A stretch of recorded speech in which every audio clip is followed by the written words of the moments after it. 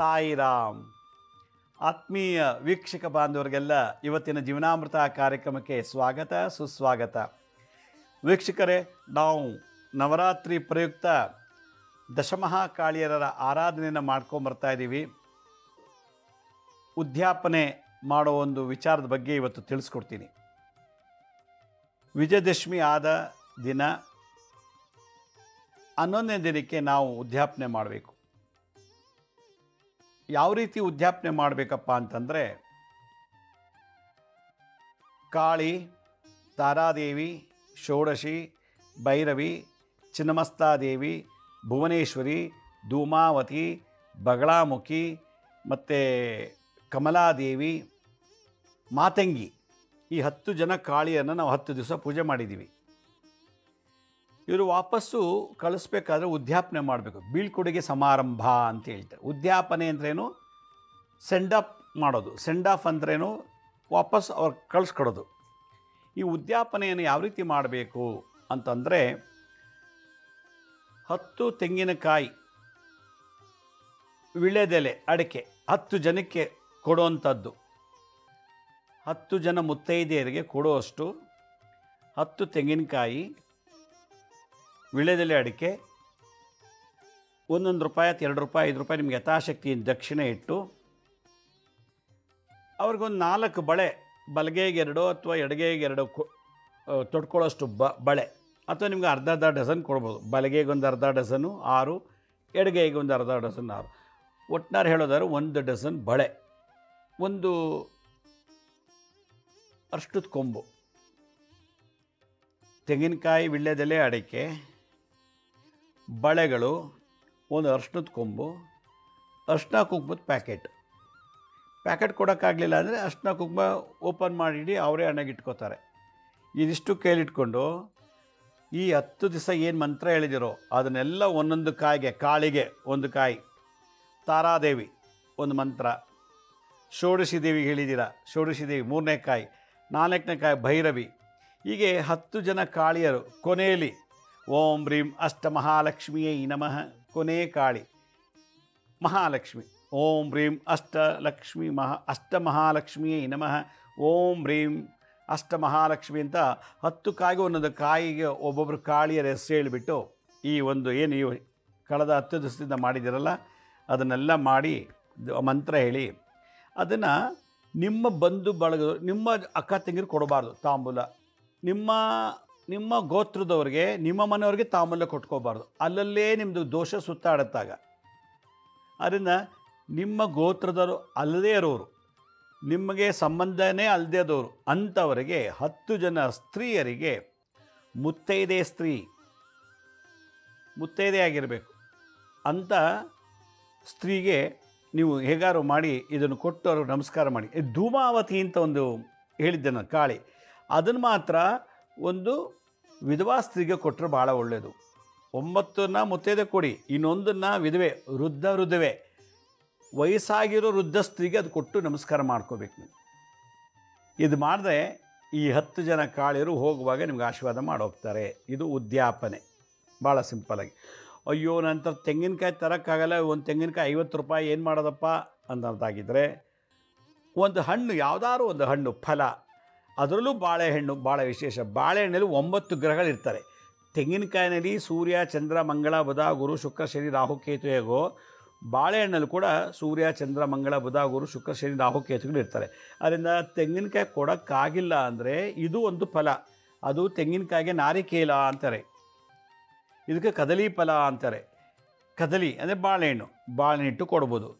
ಬಳೆ ಕೊಡೋಕ್ಕಾಗಲಿಲ್ಲ ಅಂದರೆ ಏನು ಮಾಡೋಕ್ಕಾಗಲ್ಲ. ಈ 10 ಜನ ಕಾಳಿಯರು ನಮ್ಮ ಮನೆ ದರಿದ್ರ ನಾಶ ಮಾಡಲಿ, ನನಗೆ ಮುತ್ತೈದೆ ಭಾಗ್ಯ ಬರಲಿ, ಸಾಲಬಾಧೆ ದೂರ ಆಗಲಿ, ದುರಂತಗಳು, ಅಪಘಾತಗಳು ಆಗಾಗ ನಡೀತಾ ಇರ್ತದೆ, ಮನೆಯಲ್ಲಿ ಗೃಹ ಕಲಹ, ಮನೇಲಿ ನೆಮ್ಮದಿ ಇಲ್ಲ, ಒಬ್ಬರಾದ್ಮೇಲೆ ಒಬ್ಬರು ರೋಗಿಷ್ಠರು, ಒಬ್ಬರಾದ್ಮೇಲೆ ರೋಗದಿಂದ ನರಳುತ್ತಿರ್ತಾರೆ, ಈಗೆಲ್ಲ ತಾಪತ್ರೆಗಳ ನಿವಾರಣೆ ಮಾಡು ಅಂತೇಳಿ ಒಂದೊಂದು ಕಾಯಿಗೂ ಪೂಜೆ ಎಲ್ಲ ಮಾಡಾದಮೇಲೆ ಒಂದೊಂದು ಕಾಯಿನ ಒಬ್ಬೊಬ್ಬರು ಕೊಟ್ಟು ಅವರಿಗೆ ನಮಸ್ಕಾರ ಮಾಡಿದ್ದೆ ಆದರೆ ಉದ್ಯಾಪನೆ, ಈ ಒಂದು ನವರಾತ್ರಿಯಲ್ಲಿ ಉದ್ಯಾಪನೆ ಮಾಡಿದಾಗೆ ಅಂತ. ಶಾಸ್ತ್ರದಲ್ಲಿ ಕೇಳಿದರೆ ಹೋಮ ಜಪ ಮಾಡಿದ್ಮೇಲೆ ಹೋಮ ಮಾಡಬೇಕು, ದಶಾಂಶ ಹೋಮ ಮಾಡಬೇಕು ಅಂತ ಹೇಳುತ್ತೆ. ಎಲ್ರಿಗೂ ಹೋಮ ಮಾಡೋಕ್ಕಾಗಲ್ಲ, ಎಲ್ರಿಗೂ ಹೋಮ ಮಾಡೋಕ್ಕೆ ಬರೋದಿಲ್ಲ, ಎಲ್ರಿಗೂ ಆ ಹೋಮ ಮಾಡೋಷ್ಟು ಚೈತನ್ಯ ಸಾಮರ್ಥ್ಯತೆ ಇರೋದಿಲ್ಲ. ಹೀಗಾಗಿ ಇದು ದೇವಯಜ್ಞ. ಯಜ್ಞಗಳಲ್ಲಿ ಇದು ಒಂದು ಔಪಚಾರಿಕ ಪೂಜೆ ಮಾಡಿ ಜಪ ಮಾಡಿ ಒಂದು ಕೊಡು ತಾಂಬೂಲ, ಇದು ಒಂದು ಯಜ್ಞ.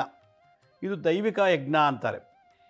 ಅಲ್ಲಿ ಅಗ್ನಿಯನ್ನು ಆವಾಹನೆ ಮಾಡಿ ಹೋಮ ಮಾಡೋದು ಅದೊಂದು ಯಜ್ಞ. ಈ ರೀತಿ ನವರಾತ್ರಿಯಲ್ಲಿ ಜಪ ಮಾಡಿದ ನಂತರ ಈ ರೀತಿ ದಾನ ಕೊಡೋದ್ರಿಂದ ದಶಮಹಾಪಾಪಗಳು ನಾಶ ಆಗ್ತದೆ. ನನ್ನ ಹಳೆ ಎಪಿಸೋಡ್ಸು ಸುಮಾರು 2-3 ವರ್ಷ 4 ವರ್ಷದಿಂದೆಲ್ಲ ನಾನು ಪ್ರತಿ ವರ್ಷ ನವರಾತ್ರಿಲಿ ಎಪಿಸೋಡ್ಸ್ ಮಾಡಿದ್ದೀನಿ. ಬೇರೆ ಬೇರೆ ದುರ್ಗಿಯರು, ಕಾಳಿಯರು ಮತ್ತು ದಶಮಹಾಕಾಳಿಯರದು. ಅದಕ್ಕಿಂತಲೂ ಈ ಸಲ ನಾವು ಮಾಡೋದು ಭಾಳ ವಿಭಿನ್ನವಾಗಿದೆ. ಇದನ್ನು ನೀವು ಮಾಡಿ ಆಚರಣೆ ಮಾಡಿದ್ದೆ ಆದರೆ ನಿಮ್ಮ ಲೈಫಲ್ಲೇ ಏನೋ ಒಂದು ದೊಡ್ಡ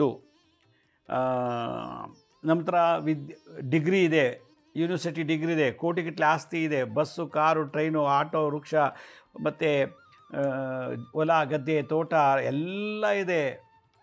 ನಾವು ಯಾವುದೂ ತೊಗೊಂಡೋಗಲ್ಲ. ನಾವು ಮುಂದೆ ಎಲ್ಲಿ ಉಡ್ತೀವೋ, ಇನ್ನು ಯಾವ ದೇಶ ಯಾರ ಮೇಲೆ ಉಡ್ತೀವೋ ಅಂಥ ಮೇಲೆ ಉಡೋಕ್ಕೆ ಮುಂಚೆ ಉಡುವಾಗಲೇ ನಮ್ಗೇನು ಬೇಕೋ ಅದೆಲ್ಲ ನಾವು ದಾನ, ಪೂಜೆ, ಜಪದಲ್ಲಿ ಮಾಡಿ ತೊಗೊಂಡೋಗ್ಬೇಕು. ಇದೇ ಎಲ್ಲ ಪುರಾಣವೆಲ್ಲರೂ ಹೇಳೋದು.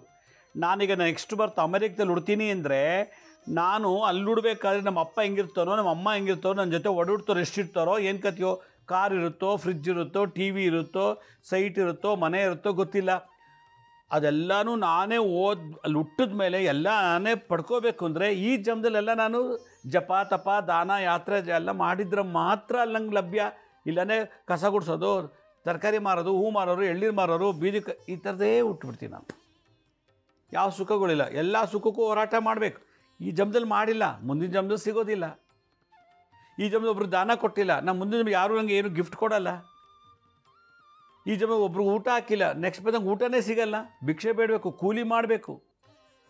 ಒಬ್ರಿಗೊಂದು ವಸ್ತ್ರ ದಾನ ಮಾಡಿಲ್ಲ ನಾನು, ಮುಂದಿನ ಜನ್ಮದಲ್ಲಿ ಒಂದೊಂದು ತುಂಡು ಬಟ್ಟೆಗೂ ಕೂಡ ಕಷ್ಟಪಡಬೇಕು. ಬೇರೆಯವ್ರು ಹಾಕಿರೋ ವಸ್ತ್ರ ಹಾಕೊಂಡು ಬದುಕಬೇಕು ಮುಂದಿನ ಜನ್ಮದಲ್ಲಿ. ಯಾಕೆ ಏನೂ ಮಾಡಿಲ್ಲಲ್ಲ. ಮುಂದೆ ಚೆನ್ನಾಗಿರಬೇಕು ಅಂದರೆ ನೀವು ಇಲ್ಲಿ ಇನ್ವೆಸ್ಟ್ ಮಾಡಬೇಕು. ನೀವು ಆ ಇನ್ವೆಸ್ಟ್ಮೆಂಟೇ ಮುಂದಿನ ಬರ್ತ್ಗೆ ನಿಮಗೆ ಎಲ್ಲ ಸುಖ, ಸೌಕರ್ಯ, ಶಾಂತಿ ಎಲ್ಲ ಕೊಡುವಂಥದ್ದು. ಇದೇ ಭಗವಂತ. ನೀನು ನೆಕ್ಸ್ಟ್ ಬರ್ತ್ ಉಡೋದಾದರೆ ಈ ಬರ್ತಲ್ಲೆಲ್ಲ ರೆಡಿ ಮಾಡ್ಕೊಂಬಾರಪ್ಪ ಅಂತ ಭಗವಂತ ಹೇಳ್ತಾನೆ. ನೆಕ್ಸ್ಟ್ ಬರ್ತು ನಿಮಗೆಲ್ಲ ಮಂತ್ರಿ ಬೇಕು, president of India, prime minister of India, ಮುಖ್ಯಮಂತ್ರಿ ಎಲ್ಲ ಆಗಬೇಕು ಅಂದರೆ ಆ ಮುಖ್ಯಮಂತ್ರಿ, ಪ್ರೈಮ್ ಮಿನಿಸ್ಟ್ರು, ಪ್ರೆಸಿಡೆಂಟ್ಗಾಗುವಂಥ ಫಲ ದಾನ, ಜಪ, ತಪ್ಪೆಲ್ಲ ಮಾಡ್ಕೊಂಬಂದು ನೀನು ಮಂತ್ರಿ ಆದರೂ ಆಗು, MLA ಆದರೂ ಅದು, ಏನಾದರೂ ಆಗು ಅಂತಾನೆ ಭಗವಂತ. ಎಲ್ಲ ಕೊಲೆ, ಮೋಸ, ಲಂಚ ಎಲ್ಲ ಮಾಡಿ ಬಂದ್ಬಿಟ್ಟು ಅವ್ನಿಗೆ CM ಕೊಡೋಕ್ಕಾಗತ್ತಾ? ರೋಡಿಸಮ್ ಮಾಡ್ಕೊಂಡು ಎಲ್ಲರೂ ಗೋಳಿಕೊಂಬಂದು ಅವನಿಗೆ ಪ್ರೆಸಿಡೆಂಟ್ ಆಫ್ ಇಂಡಿಯಾ ಮಾಡೋಕ್ಕಾಗತ್ತಾ? ಮಾಡಬಾರ್ದು ಹಲ್ಕ ಕೆಲಸ ಮಾಡಿಬಿಟ್ಟು ಬಂದು ಅವನಿಗೆ ಪ್ರೈಮ್ ಮಿನಿಸ್ಟರ್ ಆಫ್ ಇಂಡಿಯಾ ಮಾಡೋಕ್ಕಾಗತ್ತಾ? ಮಾಡಲ್ಲ. ಅದರಿಂದ ನಾವು ಮುಂದೆ ಉಡ್ತೀವಿ ಅಂತ ಗ್ಯಾರಂಟಿ ನಮ್ಗೆ ಚೆನ್ನಾಗಿ ಗೊತ್ತಿದೆ. ಯಾಕಂದ್ರೆ ಮಾಡಬಾರ್ದೆಲ್ಲ ಮಾಡಿಬಿಟ್ಟಿದ್ದೀವಿ. ಒಂದು ನಾಯಿಯಾಗಿ ಹುಟ್ಟರು, ಕತ್ತೆಯಾಗಿ, ಹಸುವಾಗಿ, ಒಂದು ಬೆಕ್ಕಾಗುಟ್ಟರು ಕೂಡ ಸುಖವಾಗಿರಬೇಕು ಅಂದರೆ ಎಲ್ಲ ಈ ಜನ್ಮದಲ್ಲಿ ನಾವು ರೆಡಿ ಮಾಡ್ಕೊಂಡು ಹೋಗ್ಬೇಕು. ಆಸ್ತಿ, ಸೈಟು, ಮನೆ ಎಲ್ಲ ಬರೋಲ್ಲ ನಮ್ಮ ಜೊತೆ. ಯಾವ ಹೆಂಡತಿ, ಗಂಡ, ಮಕ್ಕಳು ಬರೋದಿಲ್ಲ. ಆದ್ದರಿಂದ ಈ ಜನ್ಮದಲ್ಲೇ ನಮಗೆ ಏನೇನು ಬೇಕೋ ಅದನ್ನೆಲ್ಲ ಈಗಲೇ ಮಾಡಿಕೊಂಡ್ರೆ ನೆಕ್ಸ್ಟ್ ಬರ್ತಲ್ಲಿ ಎಲ್ಲ ಸಿಗುತ್ತೆ. ಇದೇ ಭಗವದ್ಗೀತೆಯಲ್ಲಿ ಹೇಳೋದು. ಇದನ್ನೇ ಗರುಡ ಪುರಾಣದಲ್ಲಿ ಗರುಡಗೆ ವಿಷ್ಣು ಹೇಳ್ತಾರೆ. ಅವರು ಕರ್ಮಕಾಂಡದಲ್ಲಿ ನೀ ಏನು ಕರ್ಮಗಳು ಮಾಡಿಯೋ ತಕ್ಕಂತೆ ನಿನ್ನ ಜನ್ಮ, ಪ್ರಾಣಿ ಜನ್ಮ, ಮನುಷ್ಯನ ಜನ್ಮ, ಮರ, ಬೆಟ್ಟ, ಗುಡ್ಡ ಆಗ್ತೀಯಪ್ಪ. ಅದಕ್ಕೆ ನೀನು ಚೆನ್ನಾಗಿ ಎಚ್ಚರಿಕೆಯಿಂದ ಬದುಕಿದ್ದಾಲೆ ನಿಮ್ಗೆ ಏನೇನು ಬೇಕೋ ಅದು ಮಾಡ್ಕೋ ಅನ್ನೋದನ್ನು ತಿಳಿಸ್ಕೊಡ್ತದೆ. ನೋಡಿ, ಲಕ್ಷ್ಮಿ ಯಾರ ಮನೇಲಿ ಇರ್ತಾಳೆ ಅನ್ನೋದಕ್ಕೆ ನನ್ನ ಒಂದು ರಿಸರ್ಚ್, ಸಂಶೋಧನೆ. ಯಾರ ಮನೇಲಿ ಕುಡುಕರು ಇರ್ತಾರೋ, ಕುಡುಕರು ಕುಡಿಯೋರು ಮನೇಲಿದ್ದರೆ ಲಕ್ಷ್ಮಿ ವಾಸ ಮಾಡಲ್ಲ. ದುಡ್ಡೆಲ್ಲ ಬರುತ್ತೆ, ಆದರೆ ದುಡ್ಡು ನಿಲ್ಲಲ್ಲ. ಯಾರ ಮನೇಲಿ ಒಬ್ಬ ಗಂಡಸು ಹೆಂಡತಿ ಇದ್ದು ಪರಸ್ತ್ರೀ ಜೊತೆ ಸುಖ ಪಡ್ತಾನೋ ಅಂಥವ್ರ ಲಕ್ಷ್ಮಿ ವಾಸ ಮಾಡೋದಿಲ್ಲ. ಇದೇ ಎಲ್ಲ, ಅದು ಅನುಭವಿಸೋಕ್ಕಾಗಲ್ಲ. ಯಾವ ಹೆಂಗಸು ಕುಡಿಯೋದು, ಸೇದೋದು, ಪರಪುರುಷನ ಜೊತೆ ಸವಾಸ ಮಾಡಿರ್ತಾಳೋ ಅಂಥ ಹೆಂಗಸು ಮನೇಲಿದ್ದರೆ, ಗೋತ್ರದಲ್ಲಿದ್ದರೆ ಲಕ್ಷ್ಮಿ ಸೇರೋದಿಲ್ಲ. ಇನ್ನೊಂದು, ಯಾವ ಮನೆಯಲ್ಲಿ ಕಳ್ತನ, ಮೋಸ, ವಂಚನೆ ಮಾಡಿ ದುಡ್ಡು ತಂದು ಊಟ ಮಾಡ್ತಾರೋ, ಅಂಥ ದುಡ್ಡಲ್ಲಿ ಸಂಪಾದನೆ ಮಾಡಿ ಬದುಕ್ತಾರಲ್ಲ ಅವ್ರ ಮನೇಲಿ ಲಕ್ಷ್ಮಿ ಉಳಿಯಲ್ಲ. ಉಳಿದ್ರೂ ಕೂಡ ಅವ್ರು ಸತ್ತ ಮೇಲೆ ಎಲ್ಲ ಕಳ್ಕೊಂಡ್ಬಿಡ್ತಾರೆ. ಮಕ್ಕಳು ಮೊಮ್ಮಕ್ಕಳಿಗೆ ಆಸ್ತಿ ದಕ್ಕೋದಿಲ್ಲ, ಆ ಫಲ ಹೊಟ್ಟೋಗುತ್ತೆ. ಮನೇಲಿ ಹೆಂಗಸು ಕದಿಬಾರ್ದು, ಸುಳ್ಳು ಹೇಳಬಾರ್ದು, ಆಣೆ ಇಡಬಾರ್ದು. ಮನೆ ಒಳಗೆ ಹೆಂಗಸು ಸುಳ್ಳು ಹೇಳೋದು, ಆಣೆ ಇಡೋದು, ಕದಿಯೋದು, ಅಪಪ್ರಚಾರ ಮಾಡಿದ್ರೆ ಲಕ್ಷ್ಮಿ ನೆಲೆಸಲ್ಲ. ಹೋರಾಟ ಜೀವನ. ನಮ್ಮ ಮನೇಲಿ ಒಂದು ಹೆಂಗಸಿತ್ತು, ಭಾಗ್ಯಲಕ್ಷ್ಮಿ ಅಂತ. ಆ ಹುಡುಗಿದ್ದು, ಆ ಹೆಂಗಸಿದೇನೆಂದರೆ ಬರೀ ಕದಿಯೋದು. ನಾನು ದುಡ್ಡಿಟ್ಟೋದು ಕದ್ದು ಬಿಡೋದು, ಡಾಕ್ಯುಮೆಂಟ್ ಕದಿಯೋದು. ಆಮೇಲೆ ನಾನು ಕದ್ದೆ ಇಲ್ಲ ಅಂತ ಆಣೆ ಇಡೋದು, ದೇವ್ರ ಮೇಲೆ ಆಣೆ ಇಡೋದು, ಮಕ್ಕಳ ಮೇಲೆ ಆಣೆ ಇಡೋದು. ಬರೀ ಸುಳ್ಳು ಹೇಳೋದು, ಮೈ ತುಂಬ ಸುಳ್ಳು, ಆಣೆ ಇಡೋದು ದೇವ್ರ ಮೇಲೆ, ಆ ಹೆಂಗಸು ನಮ್ಮ ಮನೇಲಿದ್ದಂಥದ್ದು. ಆಮೇಲೆ ಬಂದವ್ರಿಗೆಲ್ಲ ಮನೆಗೆ ಹೋಗಿ ಲಕ್ಷ್ಮೀ ಶ್ರೀನಿವಾಸ ಸರಿಲ್ಲ, ಅವ್ರ ಮನೆಗೆ ಹೋಗ್ಬಿಟ್ಟು ಲಕ್ಷ್ಮೀ ಶ್ರೀನಿವಾಸ ಸರಿಯಿಲ್ಲ, ಲಕ್ಷ್ಮೀ ಶ್ರೀನಿವಾಸ ತಾಯಿ ಸರಿಯಿಲ್ಲ, ಅವ್ರ ಅಕ್ಕ ತಂಗಿ ಸರಿಯಿಲ್ಲ, ಮನೆಗೆ ಹೋಗಿ ಹೇಳೋದು. ಆಮೇಲೆ ನನಗೆ ಯಾರು ಗೊತ್ತಿರೋ ಅವ್ರದ್ದೆಲ್ಲ ಫೋನ್ ನಂಬರ್ ತೊಗೊಂಡು ಫೋನಲ್ಲಿ ಹೇಳೋದು ಲಕ್ಷ್ಮೀ ಶ್ರೀನಿವಾಸ ಸರಿ ಇಲ್ಲ. ನನ್ನ ಮನೇಲೇ ಅನ್ನ ತಿಂದ್ಕೊಂಡು ನನ್ನ ದುಡ್ಡೇ ಕದ್ದು ನಮ್ಮ ವಾಸ್ತುನಲ್ಲೇ ಇದ್ದು ನನ್ನ ಋಣದಲ್ಲೇ ಇದ್ದು ಎಲ್ಲ ಥರ ಈ ಥರ ಮಾಡು. ಈ ಥರ ಇದ್ದಾಗ ಅವ್ರಿಗೆ ಸುಖನೇ ಕಳೆದು ಬಿಡ್ತಾನೆ ಭಗವಂತ, ಯಾವ ಸುಖ ಕೊಡೋಲ್ಲ. ನೋಡಿ ಈ ಥರ ಯಾರಿಗ ಆ ಹುಡುಗಿ ಜನ್ಮ ಕೊಟ್ಟಿದ್ದಾರಲ್ಲ ತಂದೆ, ಅವ್ರು ನನ್ನ ಬಗ್ಗೆ ಎಲ್ಲ ಪ್ರಚಾರ ಮಾಡೋದು, ನಮ್ಮನೇಲಿ ಅನ್ನ ತಿಂದು ನಮ್ಮ ವಾಸ್ತುನಲ್ಲೇ ನಮ್ಮ ಸೂರಲ್ಲೇ ಇದ್ದು ನಮ್ಮರಲ್ಲೇ ಎಲ್ಲ ದುಡ್ಡು ತೊಗೊಂಡು ನಮ್ಮ ಬರೋರಿಗೆಲ್ಲ ಚಾಡಿ ನಮ್ಮ ಬಗ್ಗೆ ಅಪಪ್ರಚಾರ ಮಾಡೋದು. ಕೊನೆಗೆ ಏನಾಯಿತು ಭಗವಂತ, ಅವಳು ಹುಟ್ಟು ಬೆಳೆದಿದ್ದ ಮನೇಲಿ ತಂದೆಗೆ ಕಣ್ಣೊಟ್ಟೋಯ್ತು, ಕಾಲೋಯ್ತು, ಅವ್ರ ತಾಯಿನೂ ದುರಂತವಾಗಿ ಸತ್ತೋದು, ಅವ್ರ ಅಪ್ಪನ ದುರಂತವಾಗಿ ಸತ್ತೋದ, ಅವ್ರ ಮನೇಲಿ ಎಲ್ಲರೂ ಒಂಥರ ತೊಂದರೆ. ಎಷ್ಟೇ ಇದ್ರು ಕೂಡ ಆ ಮನೇಲಿ ಲಕ್ಷ್ಮಿ ವಾಸ ಮಾಡಲ್ಲ, ಯಾಕೆಂದರೆ ಮೈಲಿಗೆ ಆಗಿರೋದು. ಅದರಿಂದ ಈ ಕುಡಿಯೋದು, ಚಾಡಿ ಹೇಳೋದು, ಅಪಪ್ರಚಾರ ಮಾಡೋದು, ಮೋಸ ಮಾಡೋದು, ಆಣೆ ಇಡೋದು, ಕದಿಯೋದು, ಬೇರೆಯವ್ರಿಗೆ ತೊಂದರೆ ಕೊಡೋದು, ಈ ಥರದ್ದೆಲ್ಲ ಬುದ್ಧಿ ಇದ್ದರೆ ಈ ಗಂಡ ಹೆಂಡತಿ ಇಬ್ಬರು ದುಡಿದ್ರೂ ಕೂಡ ಮನೇಲಿ ದುಡ್ಡು ಇರೋದಿಲ್ಲ. ಚೆನ್ನಾಗಿ ಬಿಸ್ನೆಸ್ ಮಾಡ್ತಾನೆ, ದುಡ್ಡು ತೊಗೊಂಬರ್ತಾನೆ, ಆದರೆ ಬೇರೆ ಬೇರೆ ರೀತಿ ಖರ್ಚಾಗ್ಬಿಡ್ತದೆ. ಇಲ್ಲ ಕಳ್ತನ ಆಗುತ್ತೆ, ಇಲ್ಲ ಆಸ್ಪತ್ರೆ ತೊಗೊಂಡೋಗಿ ಸುರಿತಾನೆ, ಇಲ್ಲ ಇನ್ಯಾರಿಗೂ ಕೊಟ್ಟು ಮೋಸ ಹೋಗ್ಬಿಡ್ತಾನೆ. ಅದರಿಂದ ಲಕ್ಷ್ಮಿ ಚಂಚಲತೆ. ಲಕ್ಷ್ಮಿ ಬೇಕಾಗಿರೋದು ಅವಳಿಗೇನು ಇಡೀ ಜಗತ್ತೇ ಸೃಷ್ಟಿ ಮಾಡಿರೋಳಿಗೆ ನಿಮ್ಮ ಕಾರು, ಸೈಟು, ಒಡವೆ, ಮನೆ, ಹೊಲ, ಗದ್ದೆ ಬೇಕಾಗಿಲ್ಲ. ಬೇಕಾಗಿರೋದು ಮಡಿ. ಮಡಿ ಅಂದ್ರೇನು? ಸುಳ್ಳು ಹೇಳೋದು, ಆಣೆ ಇಡೋದು, ಮೋಸ ಮಾಡೋದು, ಕಳ್ತನ ಮಾಡೋದು, ಈ ಥರದ್ದೆಲ್ಲ ಮಾಡಬಾರ್ದು. ಈ ಥರ ಮಾಡಿದ್ರೆ ಲಕ್ಷ್ಮಿ ಮನೇಲಿ ಇರೋದಿಲ್ಲ. ಎಲ್ಲ ಬರ್ತದೆ, ಮನೇಲಿ ಇರೋದಿಲ್ಲ. ಎಲ್ಲದಕ್ಕೂ ಹೋರಾಟ ಬರ್ತದೆ, ದುಡ್ಡು ಪದೇ ಪದೇ ಸಾಲ ಮಾಡ್ತಿರ್ತಾರೆ. ಆಮೇಲೆ ಯಾರು ಈ ಬುದ್ಧಿ ಇರ್ತದೋ, ಉದಾಹರಣೆಗೆ ಈ ಚಾಡಿ ಹೇಳೋದು, ಆಣೆ ಇಡೋದು, ಮೋಸ ಮಾಡೋದು, ಈ ಥರ ಬುದ್ಧಿ ಇದ್ದರೆ ಅಂಥವ್ರಿಂದ ದುಡ್ಡು ತೊಗೋಬಾರ್ದು, ಅಂಥವ್ರ ಮುಖ ದರ್ಶನ ಮಾಡಬಾರ್ದು. ಉದಾಹರಣೆ ನಾನು ಹೇಳಿದೆ, ನಮ್ಮಲ್ಲಿ ಒಂದು ಇತ್ತು ಅಂತ, ಭಾಗ್ಯಲಕ್ಷ್ಮಿ ಅಂತ ಒಂದು ಹೆಂಗಸು, ಅದ್ರ ಮುಖ ನೋಡೋ ಸಾಕು ಎಷ್ಟೋ ಜನಕ್ಕೆ ತೊಂದರೆ ಆಗಿದೆ. ಆ ಹೆಂಗಸು ಒಬ್ರಿಗೊಂದು ಮಂತ್ರ ಹೇಳ್ಕೊಟ್ಟಿಲ್ಲ, ಒಬ್ರಿಗೆ ತಂತ್ರ ಕಲಿಸಿಲ್ಲ, ಒಬ್ರಿಗೆ ಯಂತ್ರ ಕಲಿಸಿಲ್ಲ, ಒಬ್ರಿಗೊಂದು ಒಳ್ಳೆ ಸೇವೆ ಮಾಡಿಲ್ಲ, ಒಬ್ರಿಗೊಂದು ಒಳ್ಳೆ ಆಶೀರ್ವಾದದಲ್ಲಿ ಒಂದು ಒಳ್ಳೆ ಭಾವನೆ ಇಲ್ಲ. ಆ ಹೆಂಗಸು ನೋಡಿದ್ರೆ ಎಲ್ಲ ಥರ ದರಿದ್ರ ಬಂದುಬಿಡ್ತದೆ. ಆ ಹೆಂಗಸು ಹೋಗ್ತಿದ್ರೆ ಎಷ್ಟೋ ಜನ ಅಡ್ಡ ಬಂದರೆ, ಈ ಹೆಂಗಸು ಬಂದು ನಮ್ಗೆ ಆಕ್ಸಿಡೆಂಟ್ ಆಯಿತು ಅಂತ ಕಂಪ್ಲೇಂಟ್ ಮಾಡಿದ್ದಾರೆ.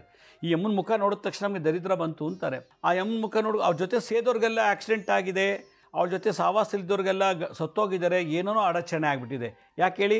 ಲಕ್ಷ್ಮಿ ಅಮಂಗಲ್ಯ ಆಗಿದ್ದಾಳೆ, ಅವಳು ಮೈಲಿಗೆ ಆದಂಥವಳು. ಆದ್ದರಿಂದ ಯಾರ ಮನೆಯಲ್ಲಿ ಕುಡುಕರು, ದರೋಡೆಕೋರರು, ಮೋಸ ಮಾಡೋರು, ಲಂಚ ತಗೊಳ್ಳೋರು, ಸುಳ್ಳು ಹೇಳೋರು, ಆಣೆ ಇಡೋರು, ಮತ್ತು ಇನ್ನೊಬ್ಬರ ಬಗ್ಗೆ ಮಾತಾಡೋದು, ಇನ್ನೊಬ್ಬರ ಬಗ್ಗೆ ಅಪಪ್ರಚಾರ ಮಾಡೋದು, ಈ ಥರ ಇತ್ತು ಅಂದರೆ ನೀವು ಎಷ್ಟೇ ದೀಪಾತ್ ಪೂಜೆ ಮಾಡಿದ್ರು ಲಕ್ಷ್ಮೀ ಮನೇಲಿ ಉಳಲ್ಲ. ನೀವು ಎಷ್ಟೇ ವರ್ಷ ವರಮಹಾಲಕ್ಷ್ಮಿ ಪೂಜೆ ಮಾಡಿದ್ರು, ಎಷ್ಟೇ ನವರಾತ್ರಿ ಆಚರಣೆ ಮಾಡೋದು ಮನೇಲಿ ದುಡ್ಡಿರೋಲ್ಲ. ಇಲ್ಲ ನೀವು ಸರಿ, ನಿಮ್ಮ ಮಕ್ಕಳು ಸರಿ ಇರೋದಿಲ್ಲ. ನಿಮ್ಮ ಮಕ್ಕಳು ಚೆನ್ನಾಗಿರ್ತಾರೆ, ನೀವೇ ಸರಿ ಇರೋದಿಲ್ಲ. 108 ಕಾಯಿಲೆ, ಕೈ ಹೋಗೋದು, ಕಣ್ಣು ಹೋಗೋದು, ಕಾಲು ಹೋಗೋದು, ಈ ಥರದ್ದೆಲ್ಲ ನಡೆದೋಗಿದೆ. ಆದ್ದರಿಂದ ಮನೇಲಿ ಶೆಡ್ಡಲ್ಲಿದ್ದರೂ ಪರವಾಗಿಲ್ಲ, ಲಕ್ಷ್ಮಿ ವಾಸ ಮಾಡಬೇಕು ಅಂತಂದರೆ ನಮ್ಮ ಆಚಾರ ವಿಚಾರ ಶುದ್ಧ ಇರಬೇಕು. ಅದೇ ಮಡಿ. ಆ ಥರ ಮಡಿ ಇರಬೇಕಂತ ಲಕ್ಷ್ಮಿ ವಾಸ ಮಾಡಿ. ಆಗ ಆ ಥರದಲ್ಲಿ ಇದ್ದಾಗ ಅಷ್ಟಲಕ್ಷ್ಮಿ ವಾಸ ಮಾಡಿ ಮಕ್ಕಳು, ಮೊಮ್ಮಕ್ಕಳು, ಮರಿಮಕ್ಳಿಗೂ ಕೂಡ ಆ ಐಶ್ವರ್ಯ ತಲತಲಾಂತರಿಗೂ ನಡ್ಕೊಂಡು ಹೊಟ್ಟೋಗುತ್ತೆ. ಇಲ್ಲಾಂದರೆ ನಾವು ಸತ್ತ ಮೇಲೆ ಎಲ್ಲ ಹೊಟ್ಟೋಗುತ್ತೆ. ನಮ್ಮ ಮಕ್ಕಳು ಮೊಮ್ಮಕ್ಕಳೆಲ್ಲ ಭಿಕ್ಷೆ ಬೇಡಬೇಕು, ಇಲ್ಲ ಕೂಲಿ ಕೆಲಸ ಮಾಡಬೇಕು, ಇಲ್ಲ ಕಂಡ್ರೋ ಮನೇಲಿ ಕೆಲಸ ಮಾಡಬೇಕು. ಅಪ್ಪ ಹೆಂಗಿದ್ದಪ್ಪ, ಮಗ ನೋಡಿ ಭಿಕ್ಷೆ ಬೇಡ್ತಾನೆ ಅಂತಾರೆ. ಅದರಿಂದ ಈ ಅಹಂಕಾರ, ದುರಂಕಾರ, ಆಣೆ ಇಡೋದು, ಸುಳ್ಳು ಹೇಳೋದು, ಇನ್ನೊಬ್ಬರ ಬಗ್ಗೆ ಕೆಟ್ಟ ಮಾತಾಡೋದು, ಈ ಥರದ್ದೆಲ್ಲ ಇದ್ದಾಗ ಲಕ್ಷ್ಮಿ ಉಳಿಯೋದಿಲ್ಲ. ಅಂಥವ್ರು ಬಡಿಸೋ ಅನ್ನ ಕೂಡ ತಿನ್ನಬಾರ್ದಂತೆ, ಅಂಥವ್ರು ಕೊಡೋ ಏನು ಹಣ್ಣುಗಳು ತಿನ್ನಬಾರ್ದಂತೆ, ಅಂಥವ್ರ ಕೈಯಿಂದ ಮುಟ್ತದ ಒಂದು ಲೋಟ ನೀರು ಕೂಡ ಕುಡಿಬಾರ್ದಂತೆ. ನಾನು ಅಬ್ಸರ್ವ್ ಮಾಡ್ದಲ್ಲ, ನಮ್ಮಲ್ಲಿದ್ದಂಥ ಹೆಂಗಸು ಭಾಗ್ಯಲಕ್ಷ್ಮಿ, ಅವಳು ಯಾರ್ಯಾರು ಹೋಗಿ ಭೇಟಿ ಮಾಡೋರಿಗೆಲ್ಲರೂ ತೊಂದರೆ ಆಗಿ ನಂತರ ಬಂದು ಮೀಟ್ ಮಾಡಿದ್ದಾರೆ. ಆಕೆ ದರ್ಶನ, ಯಾಕೆ ಮೈ ತುಂಬ ಬರೀ ಸುಳ್ಳು, ಆಣೆ ಇಡೋದು, ಕದಿಯೋದು, ಇನ್ನೊಬ್ಬರ ಬಗ್ಗೆ ಯಾರೋ ಚೆನ್ನಾಗಿ ಬದುಕ್ತಿದ್ದಾರಂತ ಹೊಟ್ಟೆ ಕಿಚ್ಚು, ಆ ಬದುಕೋರನ್ನ ಹಾಳು ಮಾಡಾಕ್ಬಿಡ್ತಾರೆ. ಅಂಥ ಟ್ಯಾಲೆಂಟು, ಓದಿಲ್ಲ ಏನಿಲ್ಲ, ಆಫ್ಟರ್ ಆಲ್ ಒಂದು SLC ಏನೋ ಓದಿರಬೇಕು.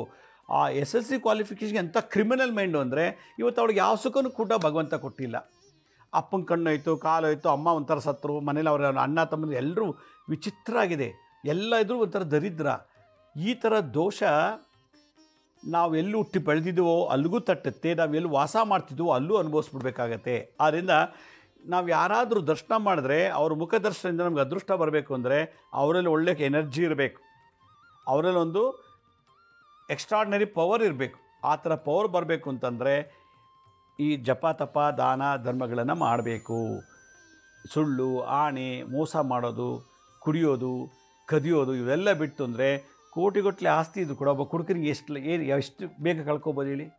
ಒಂದು 500 ಕೋಟಿ ಇದ್ರೆ ಒಬ್ಬ ಕುಡುಕ ಡ್ರಗ್ಸ್ ತೊಗೋತಾನೆ ಅಂದರೆ ಅವನು ಎಷ್ಟು ಬೇಗ ಕಳ್ಕೊಬೋದು? ಒಂದು 6 ದಿನದಲ್ಲೇ, ಒಂದು 50 ದಿನದಲ್ಲೇ ಎಲ್ಲ ಕಳ್ಕೊಂಬಿಡ್ಬೋದು. ಹಾಗೆ ಒಬ್ಬ ಕೊಲೆಗಾರ ಎಷ್ಟೇ ಸಂಪಾದನೆ ಮಾಡಿದ್ರು ಕೂಡ ಒಂದಿನ ಅವ್ನು ಜೈಲಿಗೆ ಹೋಗ್ತಾನೆ. ಮೋಸಗಾರ ಒಂದಿನ ಪನಿಷ್ಮೆಂಟ್ ಆಗುತ್ತೆ. ನೋಡಿ, ಜಗತ್ತಿನಲ್ಲಿ ನೀವು ಕೋರ್ಟ್ಗೆ ಹೋದ್ರೂ ಗೆಲ್ಬೋದು, ಪೊಲೀಸ್ ಸ್ಟೇಷನಲ್ಲೂ ಗೆಲ್ಬೋದು, ಆದರೆ ಭಗವಂತನ ಕೋರ್ಟಲ್ಲಿ ಯಾರೂ ಗೆಲ್ಲಕ್ಕಾಗಲ್ಲ. ಅಲ್ಲಿ ಗೆಲ್ಲುವಂಥವನೇನು ಭಾಳ ಮಡಿಯಾಗಿದ್ದವನು ಮಾತ್ರ ಗೆಲ್ಲು ಸಾಗೋದು. ಮಡಿ ಅಂದ್ರೇನು? ಈ ಥರ ಮೋಸ ವಂಚನೆ ಇವೆಲ್ಲ ಬಿಟ್ಟು ಬಂದವನು, ಅವನು ಮಾತ್ರ ಭಗವಂತ ಒಳ್ಳೆ ಜಡ್ಜ್ಮೆಂಟ್ ಕೊಡ್ತಾನೆ. ಇಲ್ಲಾಂದರೆ ಎಲ್ಲ ಇಲ್ಲೇ ನಡೆಸ್ಬಿಟ್ಟು ಕಳಿಸ್ಬಿಡ್ತಾನೆ. ಎಲ್ಲ ಥರ ಪನಿಷ್ಮೆಂಟ್ ಇಲ್ಲಾಗಿ ಉಳಿದಿದ್ದ ಪನಿಷ್ಮೆಂಟು ಅಲ್ಲಿ ನಡೀತದೆ. ಅದರಿಂದ ಮನೆ ಒಳಗೆ ಲಕ್ಷ್ಮಿ ವಾಸ ಮಾಡಬೇಕು ಅಂದರೆ ನಮ್ಮ ಆಚಾರ ವಿಚಾರ ಸಂಸ್ಕಾರ ಸಂಸ್ಕೃತಿ ಇವೆಲ್ಲ ಚೆನ್ನಾಗಿರಬೇಕು ಅಂತ ಹೇಳುತ್ತೆ ಮಹಾಲಕ್ಷ್ಮಿ ತಂತ್ರಸಾರದಲ್ಲಿ.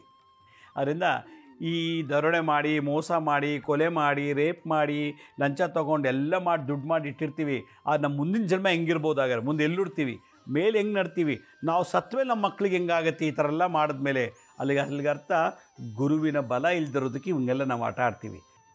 ಲಕ್ಷ್ಮಿ ಎಲ್ಲಿ ವಾಸ ಮಾಡ್ತಾಳೆ ಅಂದರೆ ಗುರುವಿನ ಅನುಗ್ರಹ ಇದ್ದಾಗ ಮಾತ್ರ ಲಕ್ಷ್ಮಿ ವಾಸ ಮಾಡ್ತಾಳಂತೆ.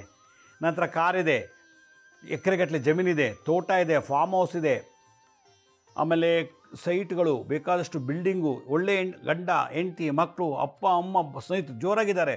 ಆದರೆ ಮೈ ತುಂಬ ರೋಗ, ಗುರುವಿನ ಅನುಗ್ರಹ ಇಲ್ಲ. ಯಾಕತ್ತಾ ನಮ್ಮ ಅಪ್ಪ ಅನ್ಯಾಯದಲ್ಲಿ ಸಂಪಾದನೆ ಮಾಡಿದ್ದು, ನಮ್ಮ ಮುತ್ತಾತರ ಅನ್ಯಾಯ ಸಂಪಾದನೆ ಮಾಡೋದು ನಾವೆಲ್ಲ ಅನುಭವಿಸ್ತಾ ಇದ್ದೀವಿ. ನಾನೂ ಕೂಡ ಅನ್ಯಾಯದಲ್ಲಿ ಸಂಪಾದನೆ ಮಾಡಿರ್ಬೋದು, ಲಂಚ ತೊಗೊಂಡಿರ್ಬೋದು, ಸುಳ್ಳು ಹೇಳಿ ಆಣೆ ಇಟ್ಟು ಏನೇನೋ ಮಾಡಿ ಸಂಪಾದನೆ ಮಾಡಿದ್ದೀನಿ. ಅದು ಅನುಭವಿಸೋಕ್ಕೆ ಶಕ್ತಿ ಕೊಡ್ತಿಲ್ಲ ಭಗವಂತ. ಮದುವೆ ಆಗ್ತಿದೆ, ಮಕ್ಕಳಾಗ್ತಿಲ್ಲ, ಅಬಾರ್ಷನ್ ಆಗ್ತಿದೆ.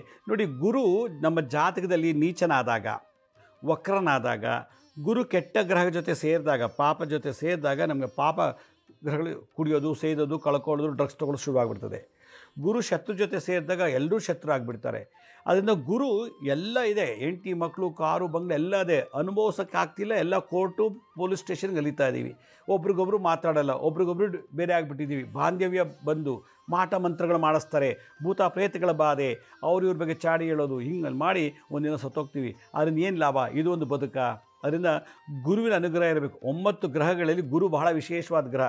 ನಮ್ಮ ಗುರಿ ಮುಂದಿದ್ದರೆ ಗುರು ಹಿಂದಿರಬೇಕು. ಅದಕ್ಕೆ ಯಾರಿಗೆ ಗುರು ರೀಚನಾದಾಗ, ವಕ್ರನಾದಾಗ ಮತ್ತು ಪಾಪದ ಜೊತೆ ಶತ್ರುಗಳ ಜೊತೆ ಸೇರಿದಾಗ ನಾವೆಲ್ಲ ಕಷ್ಟ ಅನುಭವಿಸ್ಬೋದು. 7.5 ವರ್ಷ ಶನಿಗಿಂತಲೂ ಕಷ್ಟ ಗುರು ವಕ್ರ ನೀಚನಾದಾಗ. ಮತ್ತು ನಮ್ಮ ಈ ಒಂದು ಕಂಪ್ಯೂಟರ್ ಯುಗದಲ್ಲಿ ಈ ಒಂದು ಗುರುಶಾಂತಿ ಮಾಡ್ತೀನಿ ಒಂದು 50-60 ಸಾವಿರ ರೂಪಾಯಿ ಕೇಳ್ತಾರೆ ಪೂಜೆ ಹೋಮ ಅಂತೇಳಿ. ಅದಕ್ಕೆ ಈ ವರ್ಷ ಡಿಸೆಂಬರ್ 4ನೇ ತಾರೀಕು ಗುರುವಾರ ಹುಣ್ಣಿಮೆ ದಿನ ದತ್ತಾತ್ರೇಯ ಜಯಂತಿ ಬಂದಿದೆ.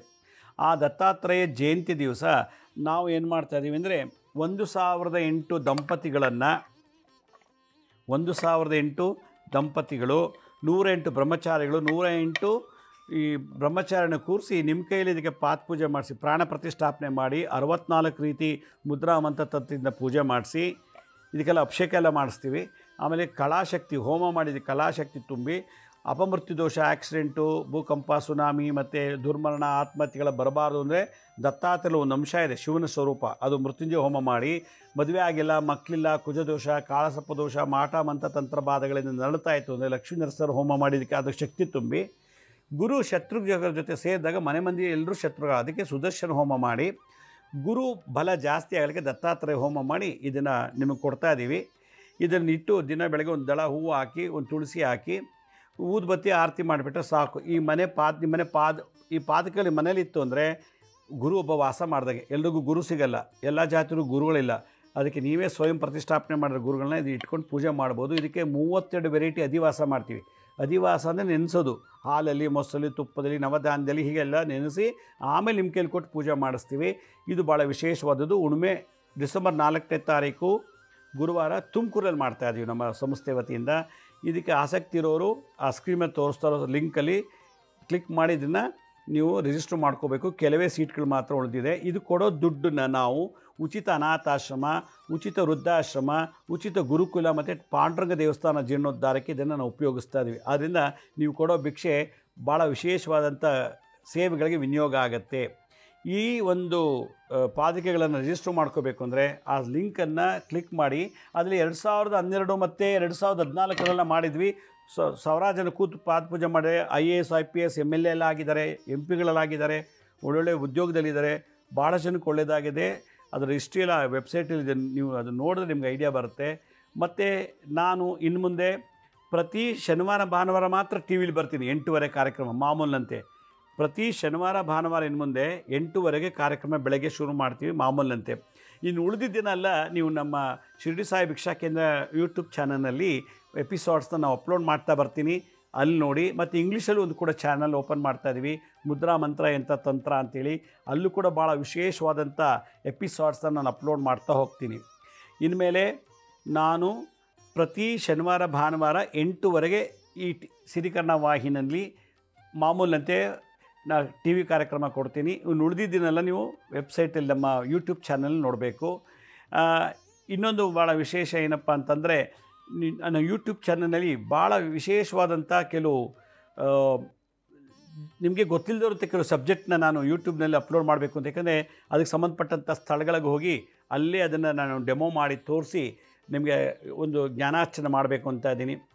ನನಗೆ ಇವತ್ತೊಂದು ದಿವಸ ಒಳ್ಳೆಯದು ಕಲಿಸೋ ಸಿಗೋದಿಲ್ಲ, ನನಗೆ ಕಲಿಸ್ಬೇಕು ಅಂತ ಆಸೆ, ಆದರೆ ನನಗೆ ಬೆಂಬಲ ಬೇಕು. ನನಗೆ ಹಲವಾರು ಜವಾಬ್ದಾರಿಗಳಿಂದ ನಾನು ಪ್ರತಿನಿತ್ಯ ಟಿ ವಿ ಬರೋಕ್ಕಾಗ್ತಿಲ್ಲ. ಅನಾಥಾಶ್ರಮ, ವೃದ್ಧಾಶ್ರಮ, ದೇವಸ್ಥಾನ ಕನ್ಸ್ಟ್ರಕ್ಷನ್ನು ಮತ್ತು ಗುರುಕುಲ ಈ ಬಗ್ಗೆ ಭಾಳಷ್ಟು ನನಗೆ ಟೈಮ್ ಸ್ಪೆಂಡ್ ಮಾಡಬೇಕಾಗಿರೋದ್ರಿಂದ ನಾನು ಈ ಒಂದು ಪ್ರತಿನಿತ್ಯ ಟಿ ವಿ ಕಾರ್ಯಕ್ರಮ ಬರೋದಿಲ್ಲ. ಆದರೆ ಪ್ರತಿನಿತ್ಯ ನಾನು ಯೂಟ್ಯೂಬ್ ಚಾನಲ್ನಲ್ಲಿ ಒಂದೊಂದು ಒಳ್ಳೊಳ್ಳೆ ಎಪಿಸೋಡ್ಸ್ನ ಅಪ್ಲೋಡ್ ಮಾಡ್ತಾ ಹೋಗ್ತೀನಿ. ನನಗೊಂದು ಆಸೆ ಇದೆ, ನಾನು ಯಾರಿಗೂ ಊಟ ತಿಂಡಿ ಬಟ್ಟೆ ಕೊಡೋಕ್ಕಾಗಲ್ಲ, ಆದರೆ ನನ್ನಲ್ಲಿರೋ ಜ್ಞಾನವನ್ನು ಕೊಡೋಣ. ಈ ಕಲಿಯುಗದಲ್ಲಿ ಒಳ್ಳೇದು ಯಾರೂ ಹೇಳ್ಕೊಡಲ್ಲ, ಹೇಳ್ಕೊಟ್ಟು ಕಲ್ತ್ಬಿಡ್ತಾರೆ ಅಂತಾರೆ. ಇಲ್ಲ ಹೇಳ್ಕೊಡೋರು ಇದ್ದರೆ ಅವ್ರಿಗೆ 108 ತೊಂದರೆಗಳು ಕೊಡ್ತಾರೆ. ಈ ಥರದ್ದೆಲ್ಲ ನಡೀತಾ ಇದೆ. ಆದರೂ ಕೂಡ ಅದನ್ನೆಲ್ಲ ಜಯಿಸಿ ನಾನು ಇವಾಗ ಯೂಟ್ಯೂಬ್ನಲ್ಲಿ ಒಂದು ಒಳ್ಳೊಳ್ಳೆ ಎಪಿಸೋಡ್ಸ್ನ ಅಪ್ಲೋಡ್ ಮಾಡ್ತಾಯಿದ್ದೀನಿ. ನಮ್ಮ ಹಳೆ ಸಂಚಿಕೆಗಳು ಯಾರು ನೋಡೋಕ್ಕಾಗಿಲ್ವೋ ಅವರು ನಮ್ಮ ಶಿರಡಿ ಸಾಯಿ ಭಿಕ್ಷಾ ಕೇಂದ್ರ ಮತ್ತು ಹೆಲ್ತ್ ಸೈನ್ಸ್ ಅಂತ 2 ಯೂಟ್ಯೂಬ್ ಚಾನಲ್ ಇದೆ.